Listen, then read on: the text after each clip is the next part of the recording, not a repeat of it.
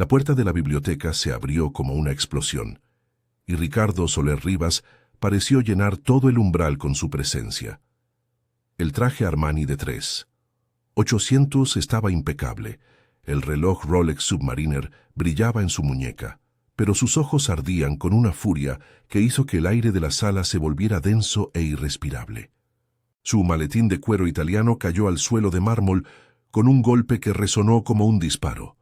Elena sintió su corazón acelerarse, las manos temblándole violentamente mientras sostenía la tiza que aún tenía polvo blanco en las puntas de los dedos.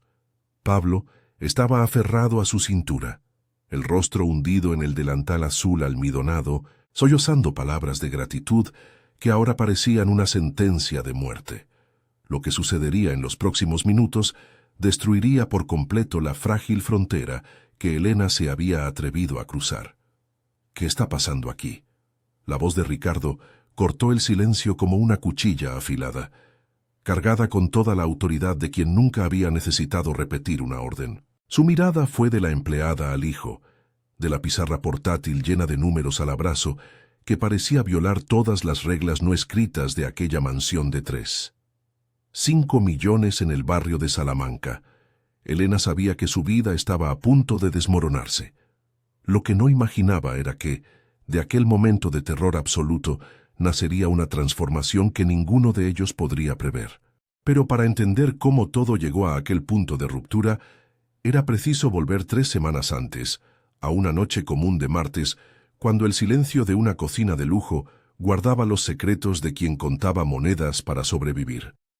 Eran las 23:15 de un martes de julio, cuando Elena esparcía los recibos sobre la isla de mármol blanco de Carrara de la cocina de los Soler Rivas. Alquiler de 450 euros del apartamento de 2 habitaciones en Vallecas, factura de luz de 95, medicinas para Carmen, su madre diabética, que ascendían a 180 al mes.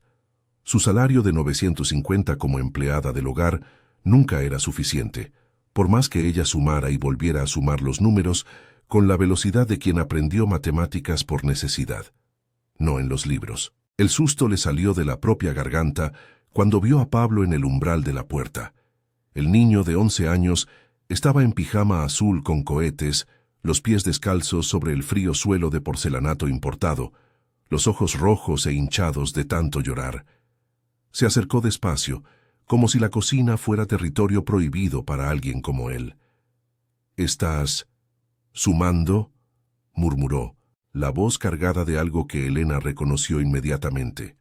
Vergüenza mezclada con fascinación. Ella intentó esconder los papeles arrugados, pero era demasiado tarde. Pablo señaló los números escritos a mano, intrigado con la rapidez que ella demostraba. Entonces dijo algo que partió el corazón de Elena en pedazos. Su profesor particular, el famoso tutor Ortega con máster en pedagogía y cobrando 55 euros por hora, había dicho que era demasiado lento, que necesitaba calculadora para todo, que quizás no tuviera capacidad para las matemáticas. «Tú lo haces todo sin calculadora». «¿Cómo?», preguntó el niño, y había algo tan roto en aquella voz que Elena simplemente no pudo decir no. Ella arrastró una silla y lo llamó cerca. En lugar de fórmulas frías y memorizadas, empezó a contar historias. Transformó 230 plus 180 en una narrativa sobre dinero en diferentes bolsillos, sobre redondear para facilitar, sobre hacer que los números hablaran entre sí. Pablo siguió cada palabra con los ojos muy abiertos, la frente fruncida de concentración, hasta que de repente entendió. 410, susurró incrédulo. Lo hice sin calculadora. Fue la primera vez en semanas que Elena vio a aquel niño sonreír de verdad, y fue también el momento en que ella cruzó una línea invisible. Los empleados en aquella mansión de 3 plantas no se involucraban con los hijos de los señores, pero cuando Pablo preguntó si ella podría enseñarle más, la palabra no simplemente no existía dentro de ella. Acordaron que sería un secreto, solo cuando los padres no estuvieran cerca. Él juró por todo lo sagrado que no lo contaría. Así comenzaron 3 semanas que cambiarían todas sus vidas para siempre. Las clases ocurrían a escondidas, en la cocina a las 6 de la mañana. en la lavandería mientras ella doblaba la ropa de marca, en el jardín de 600 metros cuadrados, cuando Valeria iba a The Spa at Four Seasons Madrid y Ricardo estaba en la empresa. Elena transformaba multiplicaciones en juegos, división en un reparto justo de caramelos imaginarios, geometría en formas de objetos reales. Y Pablo florecía. Las notas mejoraron de 4, 5 a 8, 2 en solo 2 semanas. El caro profesor Ortega, con sus diplomas enmarcados en caoba, recogía todos los elogios. Todo seguía en perfecto secreto hasta aquella tarde de jueves, cuando Valeria Luján de Soler Rivas canceló el tratamiento facial de 230 porque la esteticista tuvo una emergencia. Volvió a casa a las 15:40, mucho antes de lo esperado. Escuchó risas provenientes de la biblioteca y sintió algo extraño apretar su pecho. Llamó a su marido con un mensaje alarmado. «Vuelve ahora. Algo muy malo está ocurriendo con Pablo». Fue Ricardo quien abrió aquella puerta de la biblioteca a las 17:18 de un jueves que quedaría grabado para siempre en la memoria de todos. Lo que vio lo dejó petrificado. Su hijo, vistiendo la camisa Ralph Lauren de 130, estaba abrazado a la empleada del hogar, llorando y gritando números con una alegría que él no veía desde hacía meses. El silencio que siguió fue sofocante. Pablo retrocedió aterrorizado cuando vio a su padre, pero fue demasiado tarde. Elena, aún sujetando la tiza, sintió que el suelo desaparecía bajo sus pies. Su corazón latía tan fuerte que podía oírlo en sus oídos. Intentó instintivamente interponerse entre Ricardo y el niño, como si pudiera protegerlo de la explosión que estaba por venir. 5 años. Ricardo comenzó, la voz peligrosamente baja. 5 años de servicio perfecto, Elena. Nunca una regla rota. ¿Y ahora? ¿Esto? El aroma de su colonia Dior Sauvage, que costaba 140 euros el frasco, invadió el espacio entre ellos. Él hablaba de límites traspasados, de contacto no autorizado, de la soberbia de quien se creía mejor que los profesionales pagados a precio de oro. Cada palabra era una puñalada en la dignidad que Elena luchaba tanto por mantener. Fue Pablo quien se rebeló primero. El niño gritó que había sido idea suya, que el profesor no explicaba bien, que su madre siempre estaba demasiado ocupada en el club para ayudarle, que su padre nunca estaba en casa. Las palabras salieron en un torrente desesperado, y entonces dijo algo que congeló el aire. «Elena me escucha. Vosotros no». El silencio que siguió fue absoluto y devastador. Ricardo miró a su hijo como si lo viera por primera vez en años. Le mandó subir a su cuarto con una voz que no admitía contestación. Pablo obedeció, pero antes de irse, sujetó la mano de Elena con fuerza como quien se agarra a un salvavidas. Después de que la puerta se cerró, Ricardo se quedó cara a cara con la empleada. Él rememoró los 5 años impecables, la confianza depositada, y preguntó cómo se había atrevido a romper las reglas de aquella forma. Su voz ya no era rabia pura, había algo allí que Elena no conseguía identificar. Confusión, quizá incluso una punzada de vergüenza. Algo dentro de ella, aplastado por años de miradas que atravesaban sin ver, finalmente se rompió. Las palabras comenzaron a salir, primero temblorosas, después en una avalancha imparable. Contó los lloros de Pablo en el cuarto de baño del piso de arriba, que ella escuchaba cuando limpiaba el pasillo. Habló de los exámenes escondidos debajo del colchón, todos con notas rojas y comentarios crueles. Reveló la pregunta que había desgarrado su corazón 3 semanas antes. El niño había susurrado con los ojos llenos de lágrimas, si ser tonto se curaba con medicina. Tiene 11 años y ya cree que no vale nada, dijo Elena, la voz finalmente firme incluso a través de las lágrimas que empezaban a caer. Tiene miedo a la palabra decepción porque es la única que escucha de vosotros. Ricardo se puso pálido. Intentó hablar, pero ella no se detuvo. 5 años de humillaciones tragadas, de ser invisible, de limpiar baños de mármol mientras su propia hija cenaba sola en casa. Todo salió a la luz. Contó lo de Sofía, que había cumplido 15 años sin su madre, porque Elena necesitó quedarse hasta las 23 horas para servir una cena de gala de los Soler Rivas. Habló de Carmen, que necesitaba medicinas de 180 euros al mes, y a veces se quedaba sin ellas porque el dinero no llegaba. Y entonces, con una valentía que ni ella misma sabía poseer, miró a los ojos del hombre que pagaba su salario y dijo: «Gente como yo limpia vuestra ropa interior, lava vuestros baños, cuida de vuestros hijos, pero sigue siendo invisible, hasta el día en que vosotros necesitáis algo. Ahí existimos». El silencio que siguió fue distinto. Ricardo no tenía respuestas preparadas. Su armadura de perfección se había resquebrajado. Preguntó, con una voz extrañamente pequeña para un hombre de su talla, cuánto tiempo llevaba ella ayudando a Pablo. 3 semanas, respondió Elena. Ricardo miró la pizarra, los problemas resueltos con métodos distintos a todo lo que él conocía, y reconoció algo devastador. En 3 semanas, aquella empleada del hogar había conseguido lo que el profesor Ortega, cobrando 55 mates la hora, no había logrado en 2 años. Preguntó cómo. «Le enseñé como si él importara más que un boletín de notas», respondió ella simplemente. Fue en ese momento cuando Valeria entró como un huracán de Chanel No. 5 y lápiz labial Dior en el tono coral perfecto. Exigió el despido inmediato de Elena, acusándola de manipular a su hijo para conseguir ventajas. Las palabras salieron afiladas, cargadas de toda la frialdad aristocrática que ella había perfeccionado en años de círculos de la alta sociedad y cenas benéficas de 900 yardas del cubierto. Elena no esperó a ser despedida. Con la voz temblorosa pero la cabeza erguida, renunció allí mismo. Dijo que si ayudara a un niño a sentirse digno era considerado una amenaza. Entonces las reglas de aquella casa estaban profundamente equivocadas. Comenzó a quitarse el delantal, las manos temblándole violentamente. Fue entonces cuando Ricardo la sorprendió por primera vez desde que había entrado en aquella biblioteca. Le pidió que esperara, que no se fuera aún. Miró a Valeria con una expresión que su esposa no reconoció y dijo algo que lo cambiaría todo. El daño lo habían causado ellos, no Elena. Propuso que se quedara, no ya como empleada del hogar, sino como tutora particular de Pablo. El salario sería de UNERS, 700 boles, con horarios definidos, sin tareas domésticas. Valeria miró a su marido como si hubiera enloquecido por completo. Pero Elena también estaba en shock.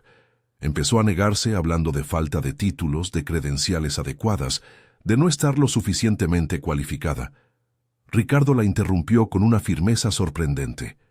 «Mi hijo está aprendiendo por primera vez en años. Eso es cualificación suficiente». El peso de la clase no desapareció de repente. Era como si las paredes de aquella mansión hubieran sido construidas con la distancia entre quien sirve y quien es servido. Pero algo se había resquebrajado, y por primera vez había luz entrando por las fisuras. Elena subió por primera vez la escalera principal de mármol travertino, bajo la mirada venenosa de Valeria, para hablar con Pablo. El niño estaba tumbado en la cama de 500, mirando al techo, con los ojos rojos. Cuando ella entró, se incorporó de un salto. Elena explicó la propuesta.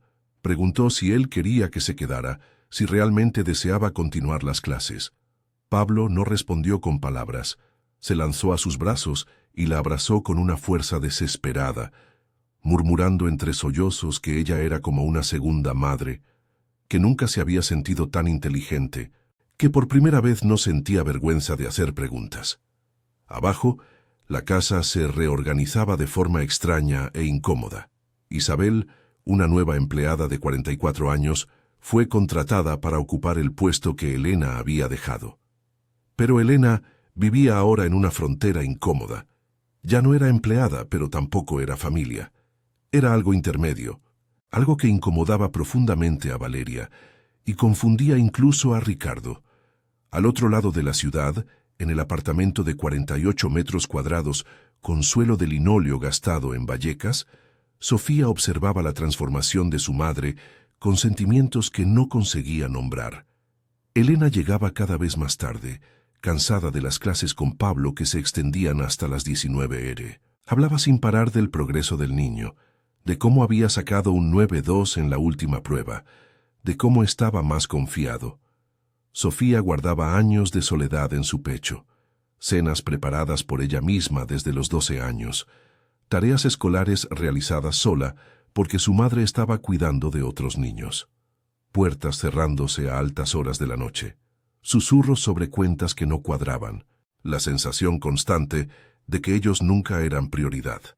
La explosión llegó una noche de agosto, a las 21:35, cuando Sofía estaba luchando con ecuaciones cuadráticas para un examen importante.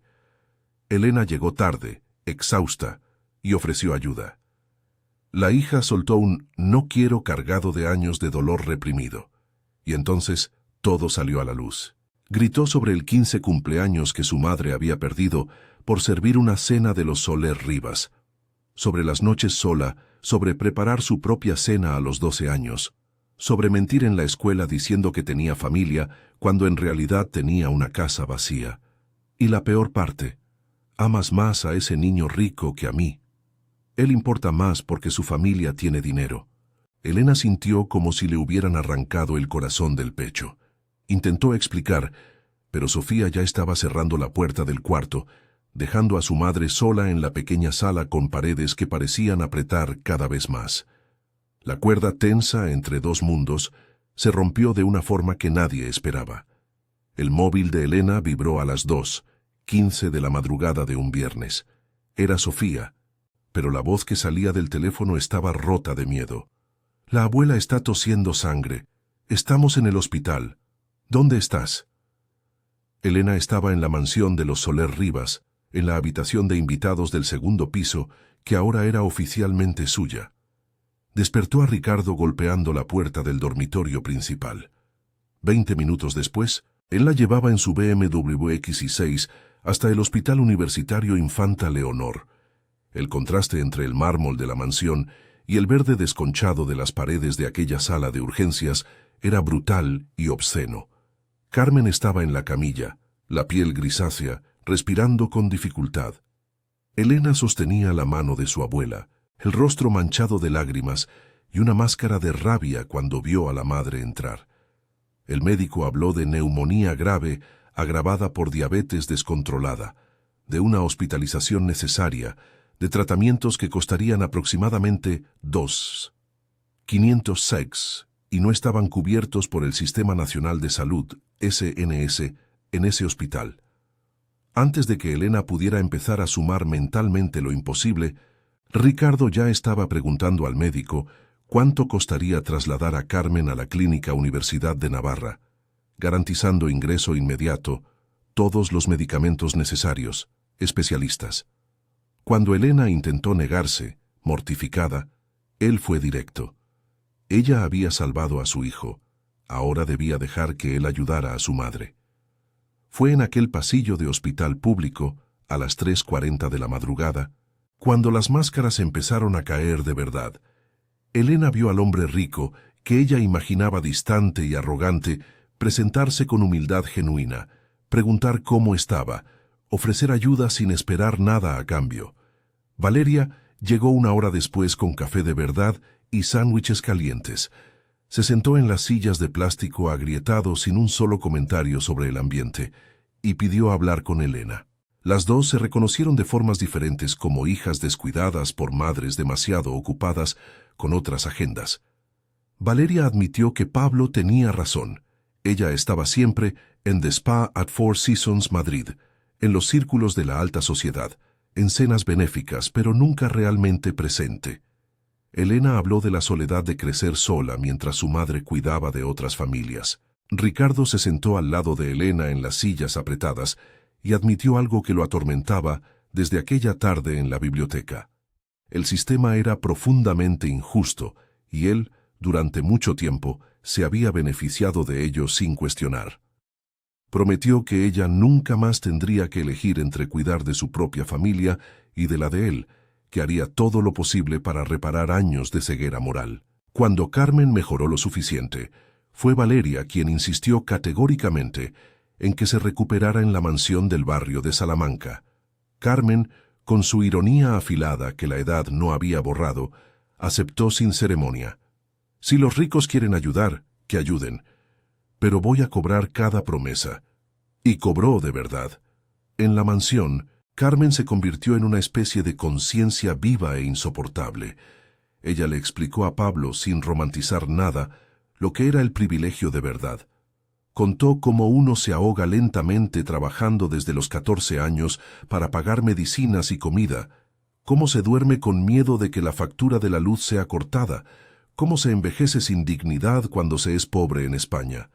Exigió que él, cuando creciera y heredara la fortuna estimada en 9 millones de la familia, usara aquel dinero para marcar una diferencia real. Carmen le dijo a Valeria con todas las letras que la peor soledad del mundo no es vivir sola, sino vivir en una casa llena de gente que no te conoce de verdad. Le aconsejó que abrazara a su hijo no cuando sacara buenas notas, sino simplemente porque existía, y eso ya era suficiente. Mientras tanto, el mundo de los colegios privados de élite también estaba siendo sacudido. En la reunión de padres del Colegio Británico de Madrid, donde la mensualidad costaba 950, el profesor Ortega elogió públicamente su propio método revolucionario que había transformado a Pablo. Ricardo, ahora atento de una manera que nunca antes lo había sido, corrigió la narrativa delante de todos. El progreso de su hijo tenía mucho de Elena y prácticamente nada de los caros diplomas del tutor. Llamó a Elena al frente, a aquella elegante sala de reuniones de caoba y aire acondicionado, frente a padres que pagaban fortunas por la educación. La directora reaccionó con frialdad aristocrática, hablando de credenciales adecuadas y formaciones reconocidas. Elena, temblando por dentro pero con la voz firme, respondió sobre lo que era académicamente sólido de verdad. Enseñar sin humillar, hacer que el niño ame aprender, ver al alumno como persona y no como un número en un boletín. Salió de allí simultáneamente orgullosa y apavorada, pero algo fundamental había cambiado. Días después, el propio profesor Ortega se retractó, pidió disculpas y la invitó a orientar a otros docentes, admitiendo que métodos simples y llenos de contexto humano funcionaban mejor que muchos másteres distantes de la realidad. En medio de todo esto, Elena y Sofía se reorganizaban dolorosamente. Con el nuevo horario reducido de 4 horas diarias con Pablo, Elena podía finalmente estar en casa a la hora de cenar, ayudar con el álgebra, escuchar de verdad las historias del colegio. Sofía descubrió que no quería solo perdonar, quería transformar toda aquella rabia en un propósito concreto. Cuando Valeria la invitó a pensar en un programa futuro para jóvenes de familias trabajadoras, Elena aceptó inmediatamente. Ella quería que otros adolescentes no crecieran solos, mientras sus madres se agotaban en casas ajenas, que hubiera apoyo real para familias rotas, por un sistema que privilegiaba a unos y aplastaba a otros. Fue entonces, una tarde lluviosa de octubre, cuando Ricardo y Valeria llamaron a todos para una reunión que denominaron Conversación Familiar. En la sala de estar decorada con muebles italianos de 75 escenas, estaban Carmen en silla de ruedas, Pablo prácticamente vibrando en el sillón, Elena desconfiada, Sofía sin entender qué estaba pasando. Ricardo y Valeria explicaron que habían pasado meses pensando profundamente sobre lo que es la verdadera familia. Dijeron que la familia no es solo sangre o apellido, sino una elección consciente de permanecer. Que Elena le había dado a Pablo algo tan valioso como la propia maternidad biológica de Valeria, la certeza absoluta de ser amado y capaz exactamente como era. Le pidieron que aceptara ser oficialmente madrina de Pablo, una parte permanente y reconocida de aquella familia. El niño entregó un dibujo que había hecho a escondidas. Él aparecía entre sus padres biológicos, pero Elena Mendoza sostenía su mano de un lado, Sofía y Carmen Navarro del otro. Arriba, escrito con letras torcidas pero esmeradas, mi familia verdadera. Elena Mendoza apenas pudo decir sí a través de las lágrimas que no paraban de caer. Pero no era solo eso. Ricardo y Valeria estaban creando una fundación con una aportación inicial de 5 millones para apoyar a familias trabajadoras con salud subvencionada, educación real y apoyo concreto que marcara la diferencia en la vida de las personas. Querían que Elena Mendoza la dirigiera. El salario sería de 3 meses, 500 lores, con todos los beneficios. Ella rió, nerviosa, recordando su falta de diplomas universitarios. Ellos respondieron que se podían obtener certificaciones mediante cursos que pagarían, pero que las credenciales verdaderas eran los años de vida que había vivido, las batallas que había enfrentado, la dignidad que había mantenido incluso cuando el mundo insistía en quitársela. Pusieron como condición no negociable que Elena Mendoza estuviera profundamente involucrada, liderando específicamente el programa dirigido a jóvenes cuyas madres trabajaban como empleadas del hogar. Los meses siguientes fueron de preparativos intensos entre documentos legales, reuniones con especialistas y clases online de gestión que Elena Mendoza tomaba por la noche. En Nochebuena, la mansión iluminada con 500 hilos en decoración parecía completamente diferente. Menos escenario de revista de arquitectura, más una casa realmente viva y llena de amor imperfecto. En la mesa de comedor de Palisandro para 12 personas estaban los Soler Rivas, Elena Mendoza, Sofía, Carmen y hasta Isabel, la empleada actual, invitada a sentarse como igual. La comida era abundante, las risas eran torpes pero genuinas. Se intercambiaron regalos caros y sencillos, un librito artesanal Matemáticas de Elena Mendoza, creado por Pablo con los métodos enseñados por ella, pañuelos bordados por Carmen con palabras como Padre Valiente y Madre Fuerte, un mural de Elena Mendoza que mostraba personas de diferentes colores y tamaños, unidas por lazos invisibles, con la frase «Familia es elegir quedarse», escrita en letras grandes. Más tarde, en la biblioteca donde todo había empezado con números en una pizarra y un niño que lloraba de vergüenza, Elena Mendoza miró aquel espacio transformado. Las ecuaciones seguían allí, ahora como viejas conocidas. Ricardo Soler Rivas se sentó a su lado, no como jefe, sino como hermano de una jornada compartida. Él habló de cómo antes medía el éxito solo en números de cuenta bancaria, en cifras de negocios cerrados, en ceros después de comas. Ahora contaba las risas genuinas de su hijo, las conversaciones sinceras con la esposa, a la que apenas conocía después de 15 años de matrimonio, y las vidas que la futura fundación tocaría. Le preguntó si ella se arrepentía de aquella primera noche en la cocina, cuando había osado enseñar a un niño que no debía ser su responsabilidad. Elena pensó en Pablo, que ahora sacaba notas excelentes y, lo que era más importante, amaba aprender. Pensó en Sofía, que tenía una madre presente por primera vez en años. Pensó en Carmen, que dormía sin miedo a que le faltaran medicinas o comida. Pensó en su propia vida, que había dejado de ser invisible para volverse esencial. Respondió que no, que nunca se arrepentiría. Una simple lección de matemáticas hecha de números e historias en una cocina a las 23 de la noche había sido el inicio de todo. La grieta por la que la luz había entrado, la chispa de una pequeña revolución hecha de amor incondicional, coraje inesperado y la decisión radical de ver a quienes el mundo insiste cruelmente en no ver. 3 años después, la Fundación Mariana Luz se había convertido en un referente en apoyo a familias trabajadoras en Madrid. Con 5 unidades repartidas por la ciudad, atendía a más de 20 familias con salud, educación y apoyo psicológico. Elena había completado 2 cursos de gestión social y hablaba en universidades sobre cómo romper ciclos de invisibilidad. Sofía estaba en la Facultad de Trabajo Social de la Universidad Complutense de Madrid, UCM, liderando el programa de jóvenes de la Fundación que ya había ayudado a 300 adolescentes cuyas madres trabajaban en casas de familia. Pablo, ahora con 14 años, daba clases voluntarias de matemáticas usando los métodos que Elena había creado.